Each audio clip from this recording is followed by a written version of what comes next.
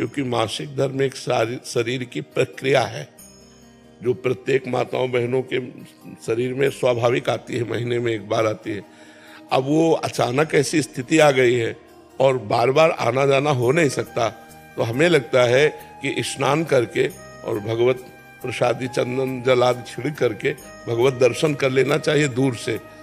ना कोई सेवा सामग्री देनी चाहिए और ना वहाँ स्पर्श करना चाहिए, दूर से दर्शन तो कर ही लेना चाहिए। पता नहीं जिंदगी में दोबारा आना हो कि ना आना हो।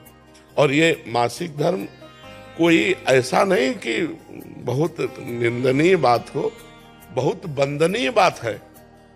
माताओं ने देवराज इंद्र की ब्रह्म हत्या को अपने ऊपर लिया है।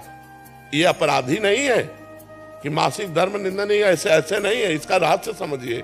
जो माताओं में मासिक धर्म होता है, देवराज इंद्र त्रिभुवन पति है और उनके द्वारा ब्रह्म हत्या बनी वृत्तासुर के मारने की, तो उस ब्रह्म हत्या को ब्रह्म ऋषियों ने विभाजित किया।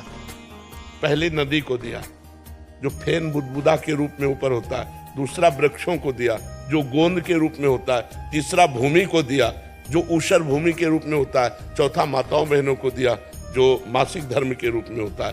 तो ये इनकी वंदना है कि इन्होंने त्रिभुवन पति ब्रह्म ऋषियों की हत्या को इन्होंने अपने ऊपर लिया है। इन्होंने थोड़ा अपराध किया है, अब उस से लाभ से वंचित कर दिया जाए इनको, तो ऐसा नहीं, ऐसा नहीं। वो स्नान आदि करके पवित्र होकर यदि दर्शन कर ले तो सौभाग्य, क्योंकि बार बार तो जाना नहीं है। जी जी, बहुत मुश्किल। हाँ, नहीं, हम इस बात में स्वीकृति है कि आप कुछ भेंट नहीं दे सकती, आप कुछ छू नहीं सकते, लेकिन दूर से दर्शन करके अपना जीवन सौभाग्य तो संभाल सकते हैं। क्योंकि इतनी मेहनत करके किसी भी धाम में सबके पास इतनी अर्थ बाहुल्यता नहीं होती। कोई कोई अर्थ की बहुत समस्या से जूझ करके जाता है, कोई शरीर की समस्या से जूझ के, कोई इतने कामों में फंसा हुआ है कि अब वो इस बात से केवल वंचित कर दिया जाए कि हाँ, तो इसलिए हमें लगता है कि उनको ये सौभाग्य मिलना चाहिए।